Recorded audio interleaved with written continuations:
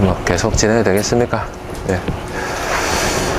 자, 갑자기 저 인간이 돌아가지고 뭔 일이야 하고 이제 생전에 뭐 어떻게 어떤 면에서는 좀 접근 잘 안 하던 이제 그런 분인데 이걸 활용을 잘하면 빛나는 답안이 될 수 있습니다.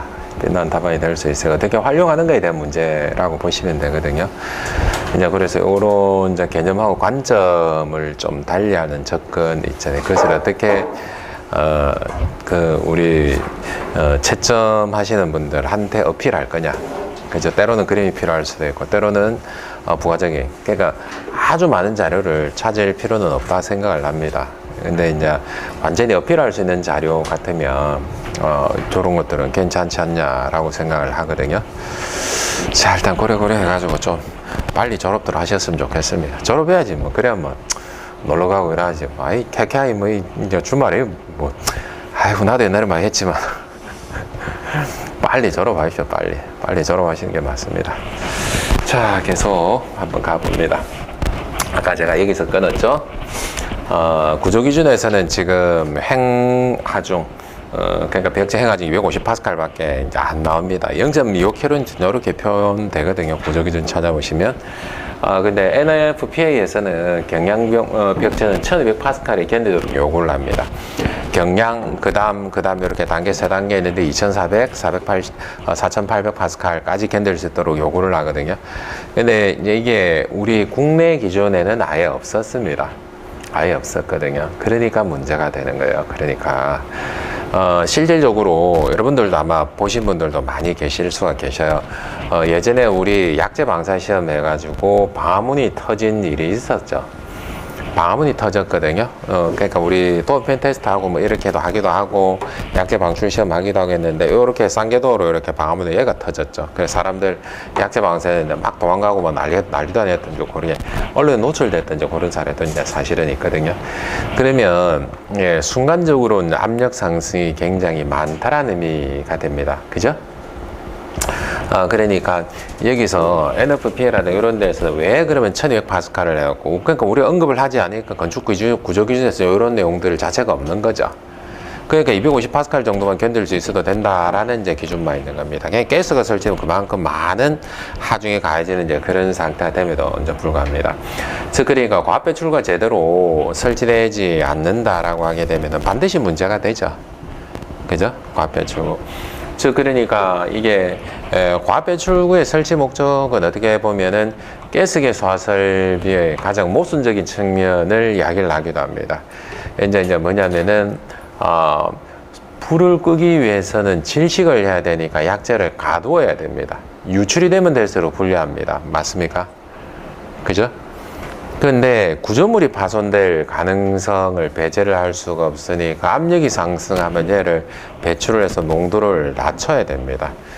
어떻게 보면 가장 모순적인 이제 그런 부분, 이걸 어떻게 적절히 찾는가가 가스계 소화 설비에서 핵심으로 볼 수가 있죠. 그죠? 근데 기본적인 전제는 우리가 뭐가 깔려 있지 않습니까? 벽체가 파손된다, 방화문이 파손된다, 이런 전제를 안 했죠. 그렇게 되다 보게 되니까 이게 과압 배출구에 주어서 설치만 돼 있으면 되지. 이게 지금 현실이었었습니다. 그럼 과연 합당하게 이제 우리가 과압 배출구가 설계되고 있는지에 대한 부분들이 고찰이 필요하죠.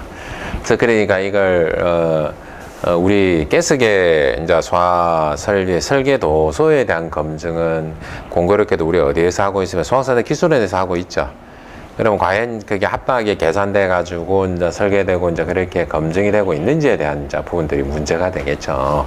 과연 압력 배출 적정이 되냐 되지 않느냐. 근데 이제 그때 농도는 얼마까지인가 이런 분들이 이제 사실은 실증이 되지 않으면 어떻게 될 수밖에 없습니까? 농도가 어찌 되는지도 모르겠고 얼만큼 만에 압력이 배출되고 얼만큼 만에 이게 이제 되는지를 실증할 수 없는 상태에서 이때까지 계속 나왔다라는 건 심각한 문제일 수 있죠. 그죠? 화재를 진압한지 안 하는지를 담보를 할 수 없다라는 형태가 되잖아요. 자, 그런 문제점들이 있다라는 겁니다. 잠깐 사진 하나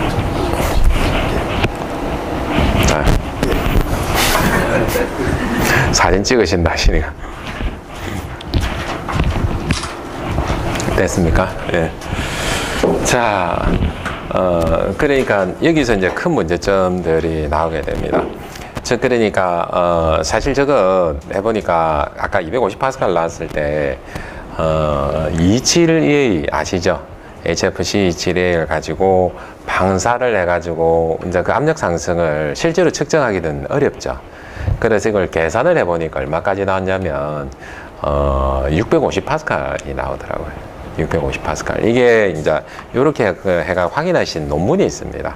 저도 이제 그걸 보고 이제 깜짝 놀랐는데, 그러니까 NFPA 기준으로 해가지고 해서 650파스칼이 간다라는 것은 이미 지금 문제가 있다는 겁니다. 근데 여기서 한번 보십시오. 할로겐 환물인데 그렇습니다. 여러분들 알다시피 할로겐 환물 소화약제 같은 경우에 자유유출입니까? 무유출입니까? 무유출에 해당하는데도 압력 상승 그 정도 있으니까 아까 벽체에서 경량 벽체일 경우 1200, 그 다음 2400, 4800 되는 게 이유가 설명이 될 수 있죠. 그러니까 우리가 불화소 생성을 이렇게 되니까 우리가 자꾸 그 선진국권에서는 가급적이면은 어떻게 쓰게 되면은 불활성 기체로 가려고 하는데, 불활성 기체 같은 경우는 우리보다 훨씬 많으냐 이 방사가 되게 되면은 압력 상승이 얼마이다라는 전제가 반드시 필요하죠. 그러면 그 앞에 출구의 사이즈가 그러면 할로겐 암모랑 불활성 기체하고 달라진다는 의미가 되는 거고, 이게 실증되지 않으면 불은 꺼진다 안 꺼진다 장담을 못하는 상태 되는 겁니다. 현재 상태로 보면. 그렇다고 가정을 한번 해봅시다.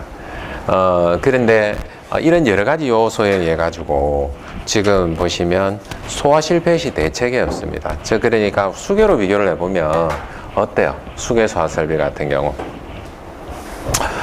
자, 그러니까 기본적으로 우리 옥상 수조 있습니다. 안 되면 소방관이 물을 공급할 수 연결 송수가 있습니다. 맞습니까? 그죠? 그리고 또 이제 뭐까지 들어가 있는 상태가 돼 있어요. 전원까지, 비상전원 이런 것까지 2중 3중으로 돼 있다라는 거예요. 가스 있습니까? 근데 지금 현재 상태에서 소화 실패할 가능성이 너무너무 높은 그런 구조적인 부분에 의해 가지고 우리가 핸들링 하는 게, 우린 설치해서는 몰라, 건축 문제야, 이렇게 접근해서는 안 되는 상황이죠. 이미 이제 구조체에서 이제 견딜 수 없다라는 그 사실이 입증이 된다면, 근데 해본 적이 없는 거예요. 그죠? 그러면 할로겐 환물이 됐든 불활성 기체든 이게 어느 정도 어느 위치에서 문제가 생길지는 알 수가 없는 거예요. 소화 실패할 가능성이 매우 높아요. 그러면 현재 가스가 자욱하게 들어가 있는 상태고 화재는 진압이 되지 않았고, 그러면 불화수소는 어마어마하게 계속돼서 생성이 되는 그런 환경, 그런 조건에 최종적으로 누가 들어가야 됩니까? 소방관이 들어갈 수밖에 없죠.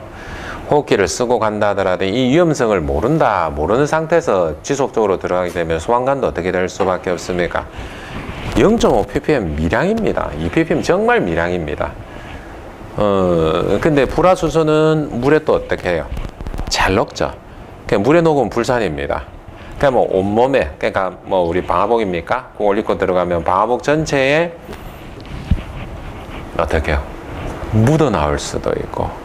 그죠? 그러니까 그 위험성이 일반적인 게 훨씬 더 위험해지는 상황에 노출될 수 있습니다. 결국은 뭐냐면은 그 위험한 대상에 사람이 들어가야 되는 상황이 나오면은 올바르지가 않죠. 그 상황에서. 그렇지 않습니까?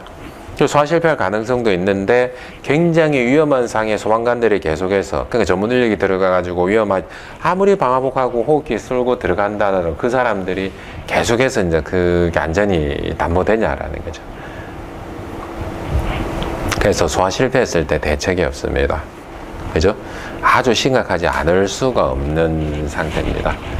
자, 그러니까 기타 등등 진입에로 잔류소화가스라든가 이런 분이 해가지고 진입에로가 발생할 수밖에 없는 건 자명합니다. 그렇지 않습니까? 자, 그런데 그러면 환기를 해야 되는데 환기할 방법이 없어요. 환기 덕트에 뭐를 설치하니까 피스톤 릴리즈 댐퍼라는 걸 설치를 합니다. 그러니까 우리 가스계 소화 설비 설치라는 데가 주로 전기, 통신 이런 대상물에 해당을 한단 말이에요. 그렇다라고 하게 되면은 우리가 피스톤 릴리즈 댐퍼라는 걸 씁니다. 피스톤 릴리즈 댐퍼 뭐예요? 가스 압력에 의해서 덕트를 폐쇄하는, 즉 그러니까 전기를 사용하는 장소에는 필연적으로 뭐를 발생할 수밖에 없습니까? 주얼열. H는 I제곱 R제곱 생기잖아요. 전기가 흐르기 때문에. 그렇기 때문에 우리가 뭐 설치하는 겁니까? 그런 열량을 배출을 하기 위해서 환기 덕트를 설치를 하죠. 기본적으로. 그러니까 우리가 기본적인 전기 판넬에도 어떻게 되어 있습니까? 환기팬이 이런 거 들어가 있고 열을 빼듯이 우리 컴퓨터도 마찬가지로 환기팬 조그맣게 들어가 있잖아요. 열을 계속 배출해야 되잖아요. 그러니까 마찬가지로 전기실에도 그렇단 말이에요. 그러면 거기에 환기 덕트로 누출되는 소화 약재를 막기에만 초점을 맞췄습니다. 그죠? 그렇게 되니까 피선 유리 댐퍼, 즉 우리가 방사되는 가스 압력에 의해서 얘가 동작해서 폐쇄가 됩니다. 어떻게 개방합니까? 그걸 누가 개방합니까? 저기 있는 저 상태에서 누군가는 들어가 불을 꺼야 될 수 있는데 불화수소도 배출하지 못하고, 그죠? 불화수 배출 못 하잖아요. 그래서 그러니까 농축된 가스 어마어마한 양일 건데 배출 못 하잖아요. 그럼 피선 유리 댐퍼 쓰면 됩니까? 안 됩니까? 안 됩니다. 쓰면 안 돼요. 그러니까 가스 압력에 의해서 할 수 있는 탑이 아니고 전동으로 해가지고 기동하고 복구하고 이렇게 하면 우리가 어떻게 해요? 환기 덕트에서 환기를 실시할 수가 있습니다. 즉 그러면 저런 부대는 환기량도 우리가 고려를 해야 된다라는 의미가 됩니다. 맞습니까? 그리고 또 피선 리즈에 대한 결정적인 문제점. 자, 내가 단점 예를 들면 예전에 여러분들 그 기흥 사업장에서 CO2 누출된 사고 아시죠? 그죠? 그래서 그때 이제 사망자 2명 발생했는데 그때 사망자가 발생했던 뭐 여건, 그러니까 정말 어처구니없게도 선이 살아있는데 다른 조치를 안 하고 이거 어떻게 선을 잘라버렸죠. 그렇게 쇼트가 나가지고 솔레노이드가 터져버리는 바람에 한 70평, 80평 쇼트가 방출이 되는 상황이 됐습니다. 그때 어떻게 나왔냐면은 선택밸브가 고착에 의해서 터져버렸죠. 그러니까 한 20년, 30년 동안 이제 이렇게 한 번도 우리가 동작을 안 해본 거예요. 그러니까 유수검지 장치 우리는 동작하잖아요. 선택별로 그런 기준 자체가 아예 없으니까 점검 항목이 지금도 없거든요. 그 문제가 되거든요. 근데 그게 없으니까 어떻게 되는 거, 고착대가 터져버렸습니다. 자, 여기서 이제 한 2가지 정도 이제 관점이 나오게 되는데 모든 언론에서 그 어디를 지목해서 잘못했다고 했냐면 소방사는 기술원이 나쁜 놈이야 라고 했습니다. 저는 아닐 수 있다고 봅니다. 아닐 수 있다고 봅니다. 일단은 우리가 점검 행위 같은 것들, 그죠? 유지 관리가 안 되는 이제 그런 해도 그만 안 해도 그만이라는 걸 만들어 놨습니다. 그게 일단 첫 번째 영역으로. 그리고 두 번째는 지금 뭐냐면은 아니 우리가 무언가 과하게 흘러가면 예를 들어서 전기가 과하게 흐른다, 낙뢰가 떨어진다, 필요 설비 있습니다. 전류가 과하게 흐르면은 과전류 차단기 있습니다. 맞습니까? 그죠? 압력 상승은 뭐 있습니까? 리프 밸브, 가마 밸브 이런 거 있잖아요. 근데 우리 뭐 설치해놨어요? 안전 밸브 있어요. 기사 시험 때 보면 뭐 가스게 해가지고 집합간 안전 밸브 있습니다. 이거 설계 잘못된 거 아닙니까? 아니 선택 밸브가 터질 정도로 해가 돼 있는데 안전 밸브를, 그러니까 CO2를 한 병을 해도 20ml 하나 하고요 100병을 해도 20ml 하나 합니다. 유량이 다릅니다. 잘못된 거 아닙니까? 그죠? 선택 밸브가 터질 정도로 압력을 배출을 못했다는 그 사실 자체가 중요하잖아요. 그러니까 안전 밸브를 설계를 안 했습니다. 설치하면 끝. 그죠? 문제가 되죠. 그러니까 다시 피선 리즈로 돌아와서, 자, 우리가 피선 리즈 중고할 때도 검사하네요. 왜냐하면 가스를 주입할 방법이 없으니까 설치하면 끝 이렇게 되는데, 그러면 예를 들어서 우리가 군대에 있을 때 보면 조이고 닫고 기름치고 이런 식으로 행위를 할 수 있나요? 안 하잖아요. 점검할 때 안 해요. 그러면 한번 설치해 놓으면 1년, 5년, 10년 이미 동작을 하지 않는 그런 사례예요. 그러면 그래서 가스가 누출되는 사례가 아주 많을 거고요. 그러면 불이 꺼지지 않을 확률이 높아지죠. 자, 근데 얘가 만약에 동작을 했어요. 근데 불이 안 꺼졌어요. 복구시킬 방법이 없죠. 불 났는데. 환기시킬 방법이 없다는 거예요. 이미 환기 덕트에서. 그래서 뭐가 필요합니까? 전동 댐퍼가 필요한 겁니다. 아무것도 아닌 것 같지만 우리가 가스량 이런 부분을 고려해서 환기량만 고려하는 게 아니고 유사시에 인버터 타입도 괜찮고, 그래서 1단, 2단, 3단 이렇게 하는 것처럼 그런 것도 괜찮고, 이렇게 환기가 될 수 있도록 해야 누가 진입할 수 있습니까? 소방대가 진입을 할 수가 있죠. 상대적으로 안전한 상태에서. 그죠? 그리고 부가적으로 말씀드리면, 과배출구에서 나오는 가스, 그러니까 일반적인 위치에서 방출하게 되면 위험하죠. 아까 가브라 함물이 어떻고 이렇게 되는 부분들이 있었었고, 안전밸브에서 나오는 가스, 마찬가지겠죠? 그러니까 이런 분들은 어디로 방출되도록 유도를 하는 게 올바릅니까? 5개로 방출되도록 유도하는 게 맞죠. 그죠? 그렇지 않습니까? 근데 그런 분에 대한 이제 개념이나 기준이 아무것도 없었습니다. 맞죠? 그런 이제 위험성. 그러니까 5개 배출한다 하더라도 어떻게 영향을 받지 않는 그런 위치에 이제 설치를 해야 되는 거예요. 부가적인 부분들. 맞습니까? 이해를 하셨습니까? 그죠? 이제 그렇게 됐고요. 그러니까, 여러 가지 측면에서 보게 되면은 결국은 어떻게요? 그러니까 박외 수압가스 농도 유지, 수압가스 및 외가스 누출을 방지하기 위해서 개구의 자동 폐쇄 장치 필요하죠?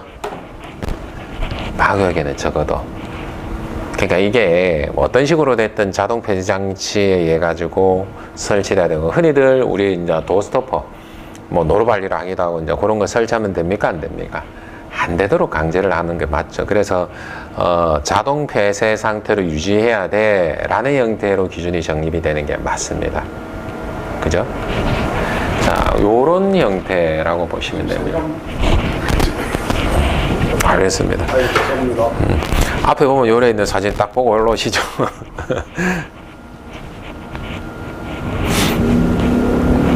자, 오래됐고, 자, 그러니까 요런 여러 가지 문제점들이 있으니까 여러분들 한번 보십시오.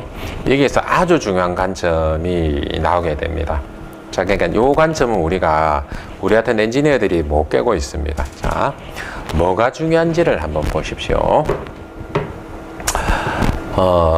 지금 이제 미주권이라든가 유럽권에서는 그러면 전기실, 전사실 요런 데 왜 수계수화 설비를 설치를 할까요? 이거는 관점의 문제입니다. 자, 화재가 발생을 했습니다. 우리 건물에 어떤 장비가 있는지 잘 모르겠어요. 화재가 발생을 했습니다. 화재 발생했는데 첫 번째 관점이 불을 꺼야 되죠. 그게 첫 번째는 당연하잖아요. 근데 장비를 보호하고 앉아 있습니다. 아직까지. 불 났으면 불 꺼야 되는 게 당연하잖아요. 우리 관점에서는. 적어도 우리 입장에서도 보면, 적어도 우리가 소방기술사 공부를 하고 소방기술사 앞으로 될 사람들인데, 장비가 뭐 좋다는 거지, 비싸다는 거지. 근데 그거보다는 그로 인해 발생하는 여러 가지, 사람의 유해를 끼치는 여러 가지 사항들이 반드시 수반하기 때문에 어떻게 하는 게 올바릅니까? 관점상. 즉, 그러니까 단순하게 불을 끄는 게 아니잖아요. 그죠? 결국은 불이 났으면 불을 끄고 더 이상 이게 위험이 전파가 되지 않도록 하는 게 우선이에요. 그런데 지금 어떻게 하고 있어요? 아직까지도. 장비 보호하려고 가스 쓰는 거예요. 장비 보호하려고. 이 관점이 맞냐는 거지. 그죠? 그러니까 이제 미주권이라든가 유로피안 룰이라든가 이런 분에서는 기본적인 관점을 불이 났으면 불을 끄는 데 초점을 맞추니까 가장 안정적으로 보는 게 뭐라는 거예요? 수계죠. 그래서 그렇게 적용을 하는 겁니다. 관점이 달라요. 접근하는. 우리도 이제 더 이상 장비를, 예전에는 그럴 수 있죠. 전기설비라든가 통신이라든가 굉장히 고가 장비고 물 한 방울 떨어져도 문제되고 이래야 되는데, 이미 화재가 발생해갖고 장비 뭐 사용이 아니고 이거는 이제 불을 꺼야 되는 시점인데 뭐 불이 꺼질지 안 꺼질지, 아니면은 방사돼 가지고 이제 이게 인원한테 제실자부터 해가지고 잘못하면 건물 전체에 어떤 영향을 미칠지도 알 수 없는 그런 형태. 이 가스가 지금 현재 기준으로 보면 굉장히 많이 누출되거나 누기될 수 있는 그런 상을 언제까지 방치할 거냐라는 거죠. 관점이 잘못된 거 이해를 하셨습니까? 그죠? 관점이 잘못됐죠? 접근하는 방법이. 그게 올바릅니다. 그게 올바른 관점이고, 그것을 여러분들은 답안지 어떻게 녹여내는가가 중요하죠? 그죠? 장비보다는 사람이 중요한 게 당연하잖아요. 지금 같은 시기에. 근데 지금 중대재해처벌법이 어떻고 뭐가 어떻고 이런 시점에 소방 엔지니어들이 얼마나 열악한 상황에 놓였냐면, 지금 보시면 저런 이제 불화수소가 노출된다. 상상도 못 합니다. 다른 공정이나 이런 데서는. 근데 저 불화수소가 또 어디서도 노출될 수 있어요. 주차장 화재. 그죠? 주차장 화재. 전기자동차 너무 많잖아요. 그죠? 그러면 처음에 소방관이 들어가서 불화소에 노출되고, 그 다음에는 설비 철거하고 새로 해야 되니까 소방 엔지니어들이 제일 먼저 설계 다시 하고 공사하고 감리하고, 그렇지 않습니까? 이제 그런 분에 대한 가이드라든가 이런 분이 우리 없잖아요. 그죠? 그런데 우리 노출돼 있으니까 굉장히 열악한 거 아닙니까? 지금 같은 대한민국 안전 수준에서 이건 상상도 못할 일이 지금 계속 버젓이 나오고 있는 거예요. 잘못됐습니다, 여러분들. 잘못됐습니다. 그래서 이런 관점들 때문에 제가 이제 미분모를 접근하게 되고, 그래서 유럽은 어떻게 하고 미주권은 어떻게 하고 그렇게 접근하게 됐습니다. 이해를 하시겠어요? 그죠? 저는 지금 사실 미분모를 하나를 설명을 하고 있지만은 지금 중간에 거쳐온 것들이 보게 되면은 자탐도 일부 건드렸고 가스도 일부 건드렸고 건축도 일부 건드리고 왔습니다. 환기도 기계설비도 다 건드리고 왔습니다. 이런 복합적인 게 소방입니다. 그럼 우리도 표현에 따라서 이렇게 복합적인 사고라든가 시각에 따라서 답을 작성해 주면, 그죠? 그냥 우리 원포인트로 물어보는 것들이 있죠. 근데 그걸 중심으로 하되 어떻게 나는 요만큼 많이 알고 있습니다 라고 하는 게 이제 올바르지 않냐는 거죠. 그죠? 나는 많이 알고 있습니다. 충분히 알고 있는데 당신이 원하는 답은 요건데 부가적으로 문제점도 이런 것들이 있고 대책은 이런 거 있습니다. 그게 25점짜리 답안이잖아요. 그죠? 그죠? 이런 시각이 좀 필요하다는 겁니다. 그래서 그런 분을 아시고 제가 이제 세부적으로 조금 이제 말씀을 한번 드릴게요. 왜 이제 미분모냐라는 건데, 미분모의 가장 큰 장점은 뭐냐면은 환경오염이 없습니다. 그 중에 제가 포인트로 잡은 거는 지식이 없습니다. 지식자가 없다는 거예요. 그래서 저는 가스가 선진적인 설비라고 생각을 안 합니다. 그러니까 저런 규정을 다 지켜가지고 만들어도 실패할 확률이 높습니다. 그렇기 때문에 저는 선진적인 시스템이라고 생각을 안 하고 후진적인 시스템. 왜냐하면 일단 사람이 다칠 확률이, 그냥 불을 끄기 위해서 만든 그 자체 가스 때문에 사람이 다칠 확률이 있기 때문에 저는 아니라고 보는 거예요. 그게. 근데 이제 그런 게 전혀 없죠. 그런 게 전혀 없는 게 장점이라고 이제 그렇게 이제 보시면 됩니다. 자, 근데, 이걸 비교를 하면 이렇게 됩니다. 스프링클러하고 저압미분모, 고압미분모 이렇게 나눠지는데, 저압미분모는 사실 스프링클러하고 사실 보시면 거의 비슷하거든요. 그러니까 샤워기에서 물 나오는 그 정도로 그렇게 보이거든요. 그러니까 스프링클러 같은 경우 샤워기는 아니라 물방울이 좀 더 크게 나오죠. 입자가 크게 이렇게 나오는데, 고압미분모 같은 경우는 지금 50에서 300 마이크로메타, 입자가 작습니다. 거의 아주 작은 입자로 나타나는데, 이게 미분모의 핵심은 요겁니다. 그 중에 고압미분모, 제가 고압미분모인데, 고압미분모의 핵심은 뭐냐면 효율입니다. 효율. 자꾸 찍으시네요. 아유, 부끄럽고. 자, 그러니까 효율이라 보시면 돼요. 그러니까 이 효율을 직접적으로 내가 나중에 영상을 한번 보여드릴 건데, 그 영상을 보면 조금 이해가 되는 부분들이 있습니다. 그래서 실제 화재로 해가 진압하는 여러 가지 것들이 있는데 핵심적인 몇 가지만 이제 여러분들한테 제가 이제 보일 거거든요. 그러니까 비교를 한번 해봤습니다. 그래서 가스계 소화설비 그리고 미분모 소화설비 이제 비교를 해봤는데, 일단 얘네들 둘이를 이제 비교를 한번 해보게 되면은 기본적으로 전기적 데미지 없거든요. 완전히 없다라고는 말은 못하는데 거의 없습니다. 그리고 질식 중독 사망이 없습니다. 그러니까 중대재해처벌에 영향 안 받겠죠. 그리고 펌프실 한 개소만 있으면 활용합니다. 즉, 근데 가스 같은 경우는 어떻게 되는 겁니까? 독립배관 방식이 있죠. 규모 조금 크면 어떻게 되는 겁니까? 방역 인근에 뭐가 있어야 되는 겁니까? 저장 용기실이 있어야 되죠. 그런데 이거는 우리가 수계로 보시면 되기 때문에, 그러니까 스프링클러 같은 경우 어떻게 합니까? 펌프실 하나 두고 수조 하나 두고 거기서 방출하면 끝이잖아요. 전층에 방사하면 끝이잖아요. 근데 필연적으로 가스 같은 경우에는 그 압력의 한계가 있죠. 그렇기 때문에 이 방출거리 한계가 있으니까 이게 매 층별로 규모 좀 큰 사이즈 데이터 센터 이런 것들 보게 되면 매 층별로 뭐가 들어가야 되냐면은 저장 용기실이 들어가야 되니까 건축 면적이 추가적으로 나타나지게 되는 거예요. 그리고 대형 공간 소화 실패 가능성이 아주 높습니다. 그러니까 제가 예전에 한번 봤었을 때 삼성이었나 하여튼 그래야 되는데, 그게 면적이 한 3,000제곱미터 정도, 전기실이 드물죠. 층고가 7m, 8m 됩니다. 약재 얼마 방사될 것 같아요? 600, 700병 나오더라고, 계산하니까. 근데 그 6, 700병을 한꺼번에 방사를 한다라는 상상을 한번 해보십시오. 그죠? 6, 700병이 한꺼번에 방사가 된다. 좋다, 안심서 갖고 한 300병은 방사된다 보자. 어마어마한 압력 상승이 있죠. 그죠? 어마어마한 압력 상승이 있습니다. 근데 여기서 이거는 실무적인 부분하고 조금 가까운데 그런 대규모 공장이라든가 물류창고라든가 그런 게 요즘은 건축 환경이 많이 바뀌었거든요. 예전에는 우리가 이제 그런 개념이 없었기 때문에 RC라 그러죠. 그러니까 그 부진 만들어 콘크리트 부어서 타설하고 양성하는 그런 형태를 RC라 그러거든요. 그런데 이제 그런 대상은 하중도 크고 건축 규모도 크고 공기를 줄이기 위해서 쓰는 게 PC라는 걸 씁니다. 이 PC는 뭐냐면 프리캐스트 콘크리트라고 해가지고 요걸 콘크리트를 아주 환경이 양호한 장소에서 양생을 완벽하게 가져옵니다. 그러니까 그거를 우리가 PC보라 그러거든요. 그게 그런데 얹어가지고 레고 블록 조립하듯이 그렇게 하면 공기를 확 줄일 수 있습니다. 근데 그게 필요한 이유가 구조적으로 보면 30메가파스칼, 40메가파스칼 이런 식으로 양성을 하고 그 품질이 아주 잘 나오는 거예요. 그러면 이제 그런 위에다 어떻게 하면 보통 우리가 무근으로 타설하고 그러거든요. 무근으로 이제 바닥을 타설해서 이제 구역을 합니다. 그렇게 되니까 필연적으로 어떻게 되냐면은 공기는 그리고 품질은 굉장히 확보를 잘 할 수가 있는데 구조적인 품질은 굉장히 확보를 잘 하는데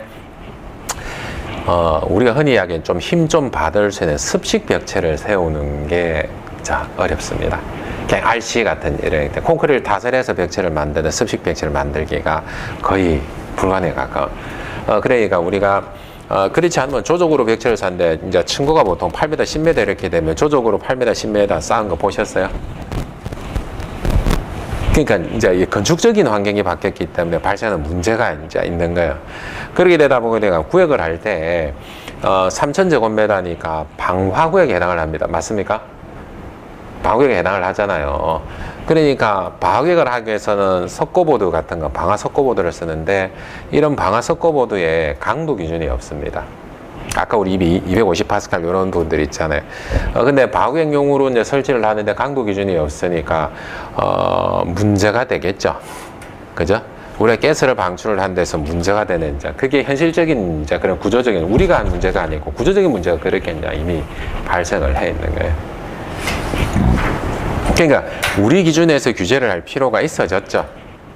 벽체 강도는 어떻게 하고 뭐를 하고 구조적으로 그러면 우리가 고민해야 될 게 아니고 어디서 고민해야 되는 겁니까? 건축에서 고민을 해서 요 하중을 견딜 수 있는 이런 형태로 만들어야 되는데 우리 여태까지 이런 고민을 안 해봤다는 거예요. 그러니까 실패할 가능성이 높냐 낮냐 그렇게 봤을 때 얘는 지금은 어떻게요? 실패할 가능성이 높고 얘는 상대적으로 어떻게 되는 겁니까? 덜한 거죠. 그러니까. 근데 얘 같은 경우는 벽체가 터지면 더 큰 문제가 발생을 합니다. 그 가스가 결국은 어디로 갑니까? 그 건물 전체로 퍼지겠죠.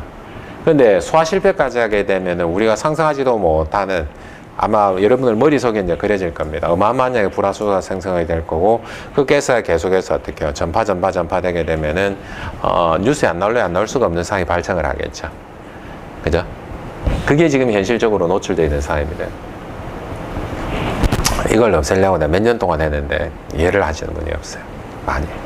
근데 적어도 우리가 알고 이해를 하고 작성을 하면 일리가 있는 이야기이기 때문에 여러분들이 이해를 하고 있으면 다른 사람들도 엔지니어도 이걸 사실을 알면 어떻게 되는 겁니까?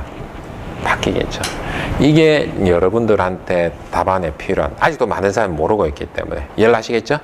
그죠? 이제 그렇게 되는 겁니다. 그리고 이거는 환경 영향인데 대기업들은 환경 영향 되게 영향 크거든요. 마리백이라든가 ESG라든가 그런 분들. 그런 분들의 영향을 상대적으로 덜 받는데, 이건 ESG인데, 이거는 참고 정도로 하시면 됩니다. 여러분들 상대적으로 영향을 덜 받는다. 그러니까 제가 알기로 포스코 있죠. 포스코에서 CO2를 그러니까 용광 로가 있고 이렇게 되니까 거기에서 이제 CO2가 굉장히 많이 돼 있으니까 자꾸 문제가 생기는 거예요. 근데 스페아로 CO2가 한 3,000명, 4,000명씩 있는 걸로 알고 있습니다. 그러니까 사망 사고가 발생할 확률이 아주 높아지는 거죠. 그죠? 이제 그런 문제. 자, 그러니까 이게 국제 코드인데 국제 코드에서는 이미 전기실, 통신기일, 기타 등등 데이터 센터를 쓸 수 있도록 이미 되어 있습니다. 그리고 요 분에서 제가 이제 부가적으로 설명을 드릴게요. 이게 미분모의 문제점이 아니고 우리나라 소방의 전반적인 문제점을 제가 말씀을 드릴게요. 자, 그러니까 인증 기준이 있고 코드가 있고 거기에 따라서 테스트를 내가지고 이렇게 합니다. 자, 우리가 수력적인 그런 부분, 그러니까 소화설비라는 그런 개념이 아니고 화재 위험 등급이라는 형태로 가봅시다. 여러분들이 지금 어디까지 배웠는지 제가 정확하게는 알 수 없는데, 자, 우리가 연소속도라는 개념이 있고, 그죠? 연소속도라는 개념이 있습니다. 화재 가혹도가 있고, 화재 하중이 있고, 요 상관관계들은 다 같이 물고 들어가는 거죠. 그죠? 연소속도가 빠르면 어떻게 되는 겁니까? 느리면 어떻게 되는 겁니까? 그렇게 일단 접근을 한번 해봅시다. 복습하는 차원에서. 자, 그러니까 연소속도 큽니다. 내지는 자, 작습니다. 자, 그러면 여기서 연소속도가 크다, 작다. 그러니까 어떤 물질이 타는지는 모르겠습니다. 어떤 물질에 대해서, 어떤 특정한 조건에 대해서. 그러면 연소속도가 빠르다라고 하는 거하고 느리다라고는 차이는 우리가 뭘로 볼 수 있습니까? 결국은 저 결과가 어떻게 나오냐라는 거죠. 어떻게 나옵니까?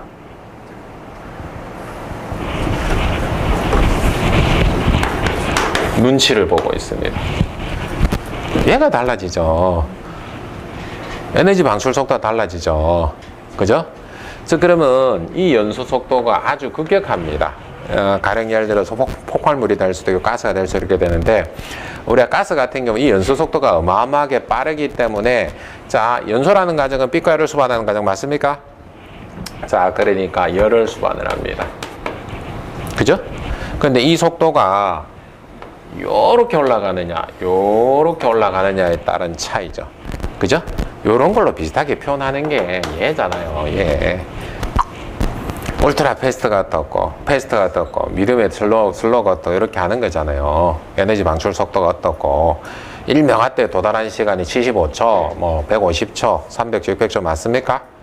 지금 뭘 입고 있는지 이해를 하시겠습니까? 그죠? 자, 요렇게 해가지고 달라지는 조건들이 나타나졌습니다.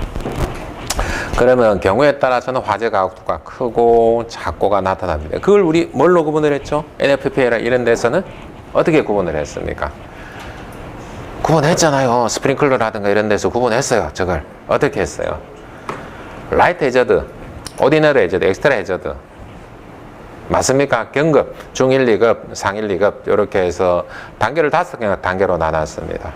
자, 그러니까 우리가 단계를 5단계로 나눴는데, 자, 라이트 해저드 1, 2, 자, 오디너리 해저드 1, 2, 엑스트라 1, 뭐 이렇게 정도 한 5단계로 이렇게 나눠버렸습니다.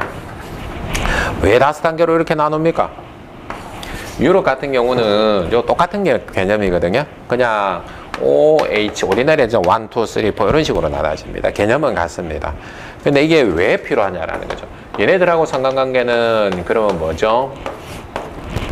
결국은 봤었을 때 어떤 상관관계가 있습니까?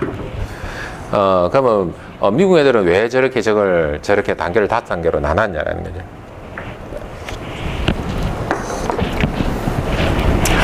결국은 아시다시피 에너지 방출 속도라 가정을 한번 해봅시다. 자, 뭐 단계 있는데 생략을 하고, 그러니까 자, 특정한 시간에 열량이 1메가와트 이렇게 이제 올라가는데 이 시간이 얼만큼 걸리냐? 그러면 그만큼 빨리 동작해야 됩니다. 맞습니까? 그죠? 슬로우 이렇게 됐습니다. 그러면 그만큼 늦게 동작해도 됩니다. 맞나요? 그러면 얘는 스프링클러 헤드를 써도 조기 반응이 걸려야 되고, 얘는 지금 어떻게요? 일반형 써도 되잖아요. 그 개념 아닌가요? 그죠? 그러면 당연히 OH, 1, 2, 뭐 엑스트라 해저드 이렇게 되면 뭐가 달라질 수밖에 없습니까? 가연물이 달라지고 조건이 달라집니다. 맞습니까? 근데 우리가 보편적으로는 가연물하고 이런 분들이 달라지는 조건이 되어 있죠. 그죠? 그죠? 화재가 통틀어서 묶어드리는 거예요.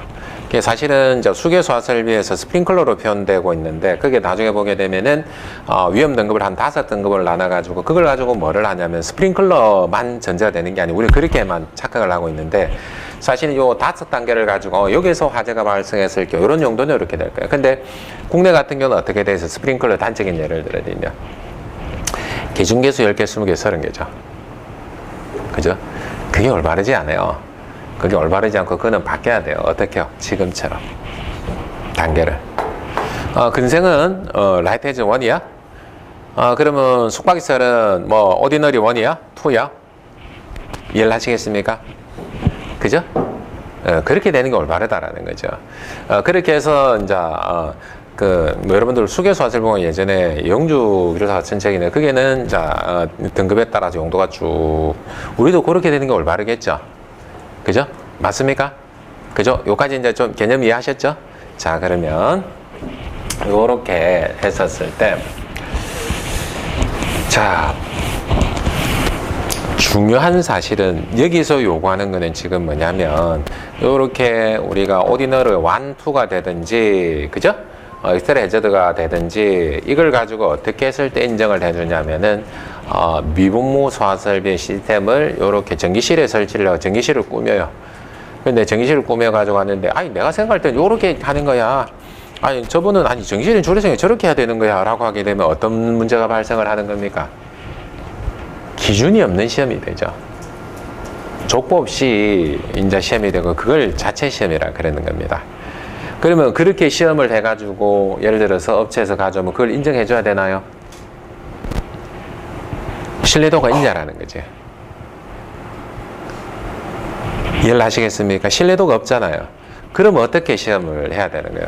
시험하는 방법도 기준이 있는, 소매 족보가 있는 이런 데 가보게 되면은 아까 예를 들어서 오디너리 1은 어떻고 2는 어떻고 3는 어떻고 전기실은 어떻게 해야 되고 이런 부분들이 이런 조건에서 이렇게 갖춰 가지고 화재를 일으켜서 불을 끌 수 있으면 오케이. 그게 올바르지 않습니까? 그죠? 그게 올바르잖아요. 그죠? 근데 자 시야를 한번 넓혀보자고요. 묘문은 지금 그렇게 지금 돼 있어요. 묘문은 기준상 그렇게 지금 돼 있어요. 자 여러분들 혹시 확대를 다 해가지고 스프링클러 시험했다 소리 들어봤습니까? 제일 많이 쓰는 스프링클러 못 봤죠? 그죠? 물부모 봤습니까? 포 봤습니까? 가스 하긴 한데 가스 시험 올바르지 않다라는 느낌이 조금 옵니까? 않을 것이라는 예상이 조금 옵니까? 그러니까 뭐가 없는 상태에서 시험을 한 거예요. 족보가 없는 상태에서 시험을 한 것밖에 없죠. 그죠? 그러니까 우리나라에서 필요한 건 뭐예요? 그러니까 아까 같은 위험 등급을 나누는 게 첫 번째죠. 위험 등급을 나눠서 그러면 요렇게 요 위험 등급에서 그 최고 레벨로 화자종 만들고 조건 만들고 환기정 코너 만들고 이렇게 해서 시험에서 불 끄지 뭐 오케이 요거 쓸 수 있어. 엑셀 해저드는 요 조건에 만들어 시험에서 쓸으니까 오케이 좋아서 이렇게 돼야 되는 게 맞다는 거예요. 근데 이제 우리가 스프링클러하고 수리 계산하고 그때만 어떻게 해요? 화재염 등급이 이렇고 요렇게만 이제 한단 말이에요. 근데 실질적으로 이 개념을 예를 하면 자 보십시오. 화재 역학 다 들어갔습니다. 맞습니까? 그죠? 우리가 스프링클러 다 들어갔습니다. 근데 실물 화재에 대한 개념 다 들어갔습니다. 해외 코드에 대한 개념 들어갔습니다. 맞습니까? 근데 이걸 써먹는 데를 어디 써먹을 수 있다라는 거예요. 모든 소화설비에 다 써먹을 수 있죠, 개념적으로. 맞지 않습니까? 제가 하고 싶은 이야기는 그 이야기였어요. 그 이야기. 그러니까 시험을 하더라도 족보가 있는 시험에서 그러니까 얘네들이 지금 어떻게 하고 있습니까? 코드가 있고 그러니까 이거는 이렇게 기준이 있고 그리고 시험은 이렇게 해야 돼 라는 기준들이 따로 있어요. 이해를 하셨습니까? 그죠? 우리나라도 어떻게 해야 되는 겁니까? 스프링클러부터 간이 스프링클러, 기타 등등 가스 이런 분들은 그렇게 시험에서 되면 오케이 인정해줘. 이렇게 가야 되는 게 올바르다라는 거예요. 맞죠? 그죠?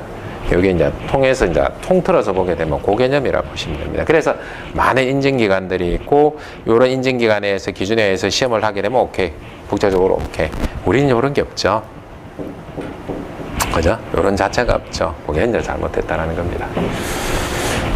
자, 그래서 이제 요게 이제 제가 이제 그 주도를 해서 저는 이제 기술력을 지원을 해가지고 미분모 도입하기 위해서 이제 소방청 중앙소방 기술 심의를 하고 요거는 화재 시험. 요게 일반 설계 도서 검증이 뭐냐면 화재 시험이거든요. 화재 시험을 해가지고, 그러니까 국내 기준이 너무나 안 맞아가지고 FM 가이드에 따라서 그렇게 시험을 해서 소방선 기술원에서 KFA 인증을 받으면 설계도서 인증이 이렇게 나옵니다. FM은 FM대로 이런 식으로 나옵니다. 그렇게 이제 된다라는 거예요.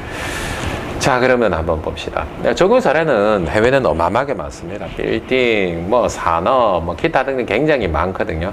그러니까 일반화에 돼 있는 이제 그런 기술이라는 거예요. 그러니까 뭐 별별 데가 다 들어가더라고요. 제가 이제 보게 되니까 뭐 여러 가지 것들의 형태로 다 들어간다라 보시면 됩니다. 일단 뭐 그건 그렇고요. 근데 얘는 요렇게 이제 보십시오. 여기에서 미분의 이제 요거 일종의 개통도라 보시면 됩니다. 개통도라 보시면 되는데, 위에 거는 요걸 스키드 타입이라 그러는데, 여기에서는 아래쪽에는 주펌프가 있어요. 충압 펌프에 같이 있고 위쪽에는 수조가 있어요. 위쪽에 수조가 있거든요. 그냥 한 세트로 만드는 거예요. 그러면 저기에서 물이 한 뭐 1톤, 2톤 정도 들어가는 걸로 알고 있는데, 그러면 저걸 하나 갖다 놓게 되면은 저걸 하나 가지고 조그만한 대상에 대해서는 저걸 하나, 저걸 2개, 3개, 4개 이렇게 병렬로 연결할 수도 있어요. 그렇게 해서 시스템을 구축을 합니다. 여기 일제 개방별로 같은 이제 이런 형태로 되어 있고, 얘는 얘보다 규모가 큰 거예요. 얘가 이제 얘보다는 얘가 이제 더 효율적인 게, 펌프를 병렬로, 그러니까 1단, 2단, 3단 이렇게도 하고 막 그러거든요. 그렇게 하게 되는데, 이제 수조는 별도로, 국내는 무조건 서스로 되는데 서스 강제하진 않습니다. 해외는 P탱크 이런 거 있죠. 플라스틱 계열의 그런 게도 되거든요. 근데 국내 기준상은 일단은 서스 탱크를 써라 이렇게 지금 돼 있고, 필요에 따라서는 감지기 동작하는 이제 그런 시스템, FDS가 딴 게 아니고 파이어 디텍션 시스템 이런 거거든요. 이렇게 해서 감지기 동작하는 시스템도 된다. 즉 그러니까 여러분들 스프링클러 어떻게 구성이 되어 있습니까? 설비 구성. 그러니까 습식이 있습니다. 맞습니까? 그죠? 건식이 있습니다. 그죠? 프랙션이 있습니다. 일제에서 할 수 있습니다. 이런 형태로 다 구성이 될 수 있습니다. 이해하시겠나요? 그죠? 그러면 우리가 접근하기가 좀 수월해지는 거죠. 수조 있고, 펌프 있고, 개방밸브 있고, 그죠? 그러면 유수금지 장치를 그렇게 하면서, 시스템을 습식으로든 기타 등등, 이렇게 다 갖출 수 있어. 이렇게 되는 거 아닌가요? 정녕 그렇게 되는 거예요. 그렇게. 실제로는 그렇게 돼 있단 말이에요. 자, 그러니까 요게 여러분 아까 보셨던 스키드 타입으로, 요게 이제 주펌프, 충압펌프 요래 달려 있거든요. 요게 이제 수소가 있고, 요게 제반 따로 두는 요런 형태로 병렬로도 설치를 해요. 그런데 이런 탑 위에 바닥에 이렇게 펌프가 여러 대가 들어가 있습니다. 자, 여기서 질문. 왜 저렇게 될까요? 고압이라고 되어 있습니다. 제가 아까 이제 고압 유무라 되어 있거든요. 그러니까 저압일 경우는 저렇게 되진 않습니다. 근데 저압은 거의 수준이 스프링클러와 비슷하다 보시면 되거든요. 그래서 정기적인 데미지가 있나 없나 이제 그분을 확인한 바가 없습니다. 제가. 근데 이제 고압은 제가 확인을 해 봤거든요. 근데 저렇게 둘 수밖에 없는 이유가, 고압을 만들기 위해서는 일반적인, 여러분들, 펌프 예전에 보면, 이제 지식을 보면은, 비용적형으로는 한계가 있죠. 고압을 만드는데. 그래서 용적형 펌프를 씁니다. 그게 대표적으로 피스톤 펌프를 쓰죠. 피스톤 펌프의 특성은 뭐냐면은 용적형이기 때문에 요만큼의 피스톤이 한번 돌아가고 행정을 하면 딱 밀어주고 그래야 되니까 유량이 작죠. 그러니까 이게 제가 알기로는 요 사이즈가 뭐 제법 있어 보이지만 요 펌프 한 대당 한 134, 5 정도? 대신에 압력이 어느 정도 나오냐면 120바 정도 나옵니다. 전격이. 그러면 120바 같으면은 우리로 환산을 하게 되면은 12메가파스칼이니까 옛날 기준으로 뭐 그러니까 양정으로 환산하면 한 1100m 되죠. 그죠? 고압으로 하는 게. 그러니까 유량이 이제 줄어들게 되니까 어떻게 하는 겁니까? 요렇게 병렬로. 그러니까 이걸 공간이 좁으니까 이렇게 1열, 2열, 3열 요렇게도 하고 막 그러는 거예요. 해외는 그게 이제 일반적으로 이제 그렇게 지금 이제 되어 있는 거죠. 이제 그렇게 이제 갑송장치 이렇게 이제 구성을 하고요. 요거는 이게 이제 미분모 이제 보시면 여러 가지 형태로 구성할 수 있는 예입니다. 요거는 가압식이거든요. 그러니까 펌프가 지금 요렇게 한 열, 두 열, 세 열, 네 열 요렇게 해가지고 복렬로 이렇게 여러 가지로 설치해요. 요거는 우리하고는 좀 다른 개념이지만은 발상의 전할래가 틀 하나만 더 이렇게 하게 되니까 충분히 가능하더라. 이런 것들. 그리고 얘 같은 경우는 엔진 펌프 타입으로 이렇게 지금 되어 있습니다. 근데, 여기서 보시면, 얘가 성능시험 배관의 모델 중에 한 가지거든요. 근데, 여기서는 이런 펌프의 특성, 피스톤 펌프의 특성은, 한 가지 안 나오는 게 뭐가 안 나오냐면, 우리 용적형 펌프일 경우에는 유량이 151대 압력 65% 이런 거 나오는데 유량이 150%가 안 나옵니다. 특성이. 그러니까 비용적형은 나오는데 용적형일 경우는 성능 옵션이 그렇게 안 나와요. 하게 되면. 그 펌프 그 특성 때문에 그렇습니다.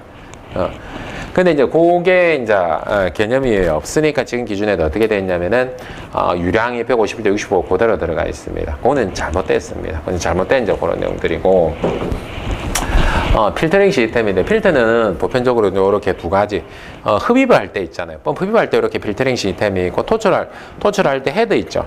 이게 실제로 헤드를 보면 미분 헤드를 보면 얼마나냐면 500원짜리 동전만 합니다. 사이즈가.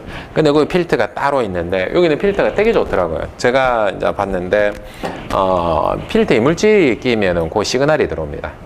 이물질이 꼈다라 시그널이 줘서 관계자한테 알려주는 그런 때. 그래 1차적으로 굉장히 많은 고압으로 해가지고 아주 미세한 형태의 일종의 이제 그 필터가 이제 설치되어 있으니까 여기는 요 구멍 오리피스가 구멍이 얼마 정도 나냐면 정말 바늘 구멍이 있죠. 그 정도만 하거든요. 아주 작습니다. 아주 작게 이제 이렇게 되어 있습니다. 그러니까 요런데 혹시나 이물질이 걸리면 물이 이제 일부 방사가 안 되면 문제가 되죠. 그러니까 예전에 이제 국내에서 포스코 쪽에서 미온물을 들여온 적이 있었습니다. 한 10몇 년 전에. 그런데 지금 다 막혔다라는 소문이 있습니다. 배관을 뭐로 썼냐면 헤드만 달아놓고 미온물 시스템 구축을 안 한 거죠. 그러니까 강관을 쓰게 되니까 지하구 같은 데 강관을 쓰게 되고 개방형으로 노출시켜 놓게 되면 부식이 극심하죠. 그죠? 그러니까 그렇게 해서 이제 막혀서 시스템이 운영이 안 된다, 이제 그런 이야기를 들었습니다. 그러니까 잘못된 지식을 가지고 이제 그렇게 해가지고 설치하고 판매한 데만 이제 그렇게 하다 보게 되니까 이제 그런 분의 인식이 확 떨어집니다. 그런 사례가 된 거죠. 자, 그리고 여기서는 뭐 NFP는 요렇게 피팅위에 관한 이런 부분들이 있는데, 고압은 용접을 안 씁니다. 정말 고압은 용접을 안 쓰거든요. 피팅유를 씁니다. 그래서 나사 체결을 하는 게 기본이고, 그리고 고압용 호스가 있거든요. 요거는 고압을 충분히 견딜 수 그런 호스들이 있는 그런 상태라고 보시면 됩니다. 근데 여기는 요 내용하고 요런 자료들은 여러분들 어디 있냐면, 예전에 그 미분무 소화설비 해설서에 있습니다. 사실은 제가 썼거든요. 제가 썼는데 그 보고할 때 좀 오류가 있어갖고 제 이름이 빠졌습니다. 사실은. 근데 거기에 있는 내용, 그러니까 소방산업기술원 관련해 인증 관련한 내용은 그 이후로 바꿨습니다. 바꿨거든요. 지금 현실적으로 너무 안 맞아가지고 그래 개정이 돼가지고 그 내용을 제외하고는 기술적인 기준을 제외하고는 그 해설세 이런 사진들하고 내용들이 있죠. 더 상세에 들어가 있거든요. 거기 있는 내용들은 일단은 지금 뭐하고 비교를 많이 해놨냐면 NFPA 있죠. 그러니까 NFPA 기준 750 아까 뭐 이렇게 쭉 있었거든요. 거기에 있는 기준을 사실은 전체 다 이제 번역을 하고 해석을 해서 내용이 수록이 되어 있습니다. 근데 전체에서 보실 필요 없는 부분들은 제외하고 우리가 들을 수 있는 내용까지 첨언하고 이제 그렇게 들어가 있으니까 예전에 있는 해설서 있죠. 지금은 바뀌었잖아요. 바뀌었는데 그걸로 참고를 하시면 그 이상 자료는 사실은 현재는 없다라고 보시면 됩니다. 거기 안에 내용 다 들어가 있거든요. 그렇게 이제 보시면 된다라는 거고요. 요게 튜브입니다. 튜브. 요게 배관하고 튜브가 파이프하고 튜브하고 차이점은 뭐냐면 파이프는 우리 현재 쓰는 뭐 307, 300 이런 거잖아요. 백한간 이런 거잖아요. 그런 것들은 기본적으로 본래 밴딩을 하면 안 됩니다. 저런 형태로. 근데 튜브는 밴딩을 할 수 있습니다. 그리고 이렇게 이게 너무 밴딩의 각도라든가 이런 분들에서 기준이 있습니다. 가령 예를 들어 저렇게 밴딩을 하게 되면 본래 이제 구경이 이렇게 되게 되면 이게 찌그러지겠죠. 요런 식으로. 그죠? 요런 식으로 찌그러질 수 있잖아요. 밴딩을 하게 되면은. 그러면 얘하고 얘 비율이 일정 이상 넘어가면 안 되죠. 그러면 협착이 이렇게 되니까 우리가 원하는 목적을 달성할 수 없으니까 요런 비율까지 제시를 하고 있다는 게 결국은 뭐예요? 저렇게 밴딩을 해도 된다라는 겁니다. 과도하게 이제 이렇게 가 찌그러지면 안 되는데 이렇게 어느 정도는 인정을 해줘. 근데 저렇게 할 수 있는 게 튜브입니다. 튜브라고 보시면 되고, 여기서도 보시면 이렇게 고정함에 있어가지고 나사로 그렇게 접합이 되어 있으면 고압일 경우는 이렇게 됩니다. 자, 그리고 다양한 종류의 헤드들. 그러니까 개방형 헤드 있고 배성 헤드 이렇게 들어가 있거든요. 실제로 보게 되면 배성 헤드는 지금 같은 형태로 요렇게. 그러니까 시스템은 개방하고 배성이 있으면 우리가 알고 있는 시스템을 다 구현할 수 있죠. 그죠? 그러니까 배성이든 그죠? 습식이든 준비작동식이든 그죠? 그런 형태로 다 구현을 할 수가 있잖아요. 시스템은 이제 이렇게 됩니다. 다양한 형태가 있다라는 거 보시면 되고요. 그리고 이게 이제 우리가 뭐 시험에도 예전에 나오는 누적 최적 분포 요거 측정할 때 실제로 방사될 때 이런 모양으로 나옵니다. 조금 있으면 여러분들 보시게 되거든요. 이렇게 이제 하게 되는데 이게 누적 최적 분포 측정할 때 사용하는 계측기입니다. 계측기. 이렇게 해서 헤드에서 쭉 방사를 하면 여기서 이제 찍히는 거죠. 찍히는 이제 그런 형태로 이제 나타나져 있는데 이런 사진들이 여러분들 좀 보기 힘들죠, 그죠? 그랬는데 여기서 어떤 상이 되냐면은 자, 여기서 50바라고 되어 있습니다. 우리 기준으로 보게 되면 50kg, 5메가파스칼 정도 이제 되거든요. 그렇게 하게 되면은 여기 보시면 누적 최적 분포가 어떻게 나오냐? 100마이크로메타 나오죠. 300마이크로메타 나오죠. 근데 이걸 가지고 우리가 추가로 더 해봤죠. 확인을 되면, 그러면 압력 높으면 어떻게 되는데 해가지고 압력을 높여봤습니다. 압력을 높이면 한 100바 정도로 높이게 되니까 입자가 더 작아지더라고요. 210 마이크로메타 실제로 측정을 해보니까 그러니까 이 기준상 우리 400 마이크로메타 이하죠. 미음모 같은 경우는 현재 기준상 그래서 저렇게 이제 측정하는 방법들이 이제 있습니다. 근데 우리가 이제 보편적으로 이제 보게 되면 과미음모 같은 경우에는 전격이 그 과비일 경우 그러니까 회사마다 다르거든요. 근데 어떤 회사는 이걸 50바 정도로 기준으로 하고 어떤 회사는 70바 정도 기준으로 하고 막 그래 달라요. 그러면 압력이 굉장히 높으니까 이 양정이 모자라서 우리가 걱정하는 이럴 경우는 거의 없겠죠. 그죠? 웬만하면 압력이 워낙 높은 그런 상태이기 때문에 그렇기 때문에 그런 사실을 우리가 이해를 한다라고 하게 되면은 자 여기 얘가 일제개방 밸브입니다. 제어밸브라는 거예요. 그냥 우리가 뭐 일제가방 밸브고 그냥 저밸브 정도로 되거든요. 그러면 얘가 지금 어떻게 되는 거면 화지시 너무 오픈되거나 클로즈거나 이렇게 되겠죠. 여기 배관을 구경을 한번 보십시오. 구경이 지금 얼마 정도 있냐면 제일 큰 게 결국 압력이 충분히 여유 있을 정도 이렇게 되게 되니까 구경이 클 이유가 없죠. 그래서 이제 특정 모델인데 제가 확인해 보게 되니까 최대 구경이 얼마까지 나옵니까? 물어보게 되니까 42mm. 제일 작은 몇 mm예요? 18mm. 이런 식으로. 그렇게 되니까 당연히 구경이 작으니까 이건 뭐가 필요 없는 상황이 됩니까? 내진 필요 없죠? 그죠? 내진 우리 얼마마다 적용합니까? 50mm, 뭐 이렇게 50mm 하는 적용 안 하고 막 그랬잖아요. 내진 자체는 이제 의미가 없어지는 거죠. 그렇게 이제 됩니다. 그리고 내진 설계 기준 해설서에 따라서도 뭐 미음모라든가 포라든가 이런 건 내진 적용 안 한다라고 이제 명시적으로 이제 그렇게 지금 되어 있죠. 자, 그러니까 이게 아까 일단 스키드가 있었고, 저밸브 있었고, 이런 컨테이너 이렇게 놔가지고 외부 같은데, 외부 면접실 같은데 이렇게 방어하려고 하면 저런 거 필요할 수 있고, 그냥 컨테이너 딱 갖다 놓고 되면 어떻게 되는 거면 끝이 나는 거잖아요. 자, 이런 형태로 좀 볼 수가 있습니다. 구성은 여러 가지로 할 수 있습니다. 자, 요거는 지금 뭐냐면, 대표적으로 제가 보여드리는 건 이제 배터리 셀 요거 시험이었습니다. 그러니까 현대자동차, 현대모비스 요청해가지고 배터리 셀, 팩 이런 거 다 해봤는데 요게 지금 셀을 가지고 불을 붙이면 요게 이제 화염이 나는 걸 잘 보십시오. 이게 이제 불 붙기 시작을 해가지고 저 화염이 일반적인 나화가 아니고 저기서 이미 열폭주가 난 거예요. 그러면서 어마어마한 수소가 나오는 상태가 되니까 결국은 이제 거의 지금 이거 이제 방사를 하고 있는데, 이 방사하는 게 지금 미호모입니다. 근데 거의 아세틸렌 뭐 토치 같은 그 정도로 수소가 어마어마하게 나온다는 거예요. 그렇게 해서 이제 최고점에 다다랐을 때를 방출을 해가지고 끄는 영상입니다. 불 꺼집니다, 여러분들. 요거. 근데 여기서 자세히 잘 보시면 이게 굉장히 많은 양이 나오면서 주변에 자꾸 뿌옇게 흐려지는 거 느껴지십니까?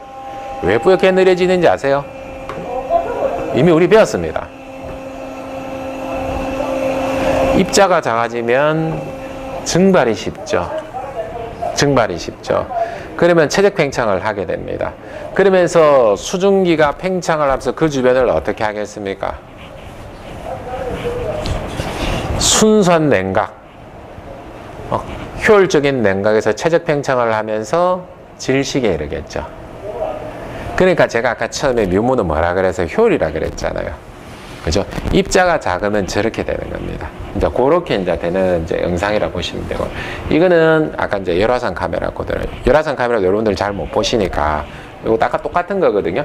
그러니까 여기에서 요 화염이 발산의 양상을 보시면 이게 문을 다 열어놓은 상태라는 게 인지를 하셨죠, 그죠? 문을 다 오픈이 되어 있는 그 상태라 보시면 됩니다. 그래서 화염이 나오는 이제 그걸 보면 지금 요게 일반적인 화염으로 보기는 어렵죠. 나와 같은 목자가 타거나 조개가 타거나 이런 양상으로 보기는 어렵죠. 그러니까 요게 지금 수소가 만들어지고 발생을 하고 있는 이제 그 상태라고 보시면 돼요. 그러니까 요렇게 해서 열화상 카메라로도 이제 요렇게 이제 측정을 한번 해봤던 거죠. 똑같은 상에서. 그래서 점점 온도가 떨어지는 이제 그걸 알 수가 있습니다. 그래서 방사를 해가 하는 게. 그러니까, 요거를 확인을 하고 나서 요청을 했었던 게 결국은 또 뭐가 있었냐면, 그러면 진짜 정적 데미지 없는지를 한번 봅시다. 그래서 걔네들이 가져온 게 파워 서플라이를 몇 개를 가져가지고 한번 하자. 저도 조금 이제, 한번 제대로 한번 해봅시다 하고 이제 그런 마음에, 앞서 시험은 실제로 확인했는데 제가 직접 하지는 않았거든요. 그래서 한번 봅시다 해가지고 거기까지 사실은 시험용, 요게 이제 소염되는 이제 그런 모습이죠. 그죠? 아까 보셨던, 요렇게. 이렇게 보여주면 거의 확실하죠. 그죠? 오픈되어 있는 공간에 묘물을 확실하게 방사를 해요. 근데 이거 자꾸 근처로 가지 마라 해도 사람들 천지도 모르고 자꾸 가고 있는데 저서 나오는 불화수소가 어마어마하게 나오는데 하지 마라네. 이해를 하시겠죠? 뭐 그랬던 그런 상황들이라 보시면 됩니다. 뭐 소리 조금 줄여주세요. 자, 요거는 지금 뭐냐면 다양한 종류의 파워 서플라이입니다. 전원 공급반이거든요. 그러니까 이게 전원이 공급되고 있는 그 상태에서 지금 묘물을 방사를 했었을 때 어떻게 되냐, 그걸 확인해 줬으면 좋겠다. 그러니까 전원 공급반을 여러 가지 타입들을 가져가지고 이렇게 이제 이상이 있느냐, 쇼트 나느냐 안 나느냐, 그걸 확인한 거예요. 알았다, 그럼 우리 확인 한번 해보자. 해가 하니까 이상이 없는 거 그거 확인한 겁니다. 그러니까 입자가 작으면 어떻게 된다라는 겁니까? 가능하다는 거예요.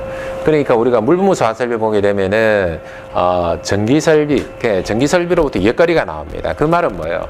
전기설비에 정성이 있다는 거죠. 그러니까 이역거리, 그러니까 이제 전기가 이제 절연 조치를 하기 위해서 어떻게 거리를 띄운 거지 않습니까? 그 말하고 똑같은 거라고 보시면 됩니다. 그래서 요렇게 확인시켜 가지고 보니까 이상이 없더라는 건 사실은 제가 이제 제 눈으로 직접 확인하고 여러분들과 같이 이제 공유하는 이제 그런 상태라고 보시면 됩니다. 자, 요게 소방청에서 제가 이제 심의 그때 이제 하고 있었을 때, 보여드렸던, 그러니까 이게 정적인 데미지 때문에 이거 이제 궁금해 하기도 하고 우리도 궁금했고 이제 이렇게 되는데, 요거는 실제로는 어디에서 찍었냐면, 오스트리아에서 찍었습니다. 오스트리아에 이제 요렇게 이제 공장이 있고 이렇게 특수한실이 있는데, 이 영상을 제가 이제 기획을 하나 해줬는데 컴퓨터를 조립을 하고 이 영상이 절대 끊지 마라. 계속 이어져서 끊지 말고 계속해서 이렇게 시험을 해라. 그래야 이제 오해를 받지 않는다. 중간에 끊어가지고 하게 되면은 오해가 발생할 수 있죠. 그렇게 해서 본체를 안에 두고 바깥쪽에 키보드하고 이제 모니터하고 마우스 연결을 해가지고 여기서 본체에서 이제 묘물을 방사했을 때 이상이 있으면 어떻게 될 겁니까? 쇼트가 날 거잖아요. 그러면 전자에 문제가 없으면 당연히 전기에도 문제가 없다. 그냥 그걸 입증해 주려고 이렇게 했습니다. 자, 이렇게 해서 이제 해가지고 버튼을 딱 누르면 아까 잠시 화면 나오게 되는데 52바 딱 나옵니다. 51번, 52번 이렇게 여기 이제 방사하는 거 하는 거. 지금 현재는 물분무가 방사돼. 이거는 물이 방사되는 것처럼 느껴지지는 않죠. 그러니까 이거는 뭐냐면은 높은 압력으로 만들어서 얘를 어떻게 해버린 겁니까? 굉장히 많은 에너지를 줘가지고 오리피스를 굉장히 작게 만들어 버리게 되면은 이게 입자가 아주 작아집니다. 그러면 아까 뭐 52와 같으면 어마어마한 압력인데 저거 나오는 압력 굉장히 크지 않나요? 저라면 저 장애 생기지 않네요. 그래서 제가 어떻게 봤냐면 손으로 한번 대고 확인해 보니까 조금 따끔따끔한 정도. 아, 왜 그렇지? 얘가 아주 작아지니까, 질량이 작아지니까 여기서 발사하는 힘도, 그러니까 방사되는 속도가 빠르다도 질량이 아주 작아지니까 이 힘이 아주 경미해져 버리는 거죠. 그러니까 따끔따끔할 정도? 손대면. 스프링클러도 그 정도는 나오거든요. 이제 그렇게 되더라고요. 아, 그래서 그렇구나 하고 확인하고 이상이 없다는 것까지 이렇게 확인했었던 그런 영상. 이 정도면 뭐 큰 문제 없지 않을까요? 그죠? 그래서 실질적으로 확인해 보면 이런 상으로. 그래서 이것도 커브 씌운 상태, 커브 벗긴 상태로도 해보고 뭐 다양하게 해봤거든요. 바로 문제되는 경우는 없었습니다. 그냥 커브를 벗기고 해가지고 했었을 때도 일부 시간 이상은 5분이나 10분이나 난 기억은 잘 안 나는데 그렇게 견디는 걸로 그렇게 이제 확인했었던 그런 사례들. 그러니까 이상이 없다는 뭐 그런 거 확인하는 거예요. 자, 뭐 요렇게 해서 미분무 관련한 내용들은 전체적으로 정리를 했습니다. 근데 사실 제가 여러분들한테 드리고 싶은 거는 미분무를 드리고 싶어서 그런 게 아니었죠. 그죠? 그러니까 저런 화재 시험을, 그러니까 실물 화재 시험을 여러분들 뭐 보신 케이스로 보시면 되는데, 결국은 여기서 이제 목적은 뭐냐면은 가연물, 산소, 저마운, 요 세 가지고, 요 세 가지 상관관계에 따라서, 그러면 사실 우리가 이제 했었던 게, 자, 저마원, 온도 냉각을 했습니다. 그죠? 부가적으로 발생한 게 여러분들이 시각적으로 확인한 게, 산소가 희석되는, 그러니까 희석이라고 표현하는 게 맞겠죠. 질식이라기보다 약간 희석되는 그런 효과에 의해서, 부가적인 효과를 해서, 불을 끌 수 있는 그런 조건들이죠. 그러니까 이런 분으로 표현을 해주면 되는 거고, 그리고 연소 속도가 나올 거고, 에너지 방출 속도가 나올 거고, 그죠? 이제 그런 여러 가지 조건들에서 테스트를 해야 되는, 이거는 실물 화재부터 설계부터 이런 개념이 들어가 있었습니다. 그죠? 이런 것들 좀 보고 보시고 딱 흡수해 가지고 내가 답안지 쫙 표현을 멋지게 하셨으면 좋겠습니다. 그래서 미분문은 이 정도로 정리하고 세부적인 거는 아까 제가 말씀드린 해설적으로 보시면 세부적인 내용들이 있습니다. 이렇게 조금 쉬었다 지납니다.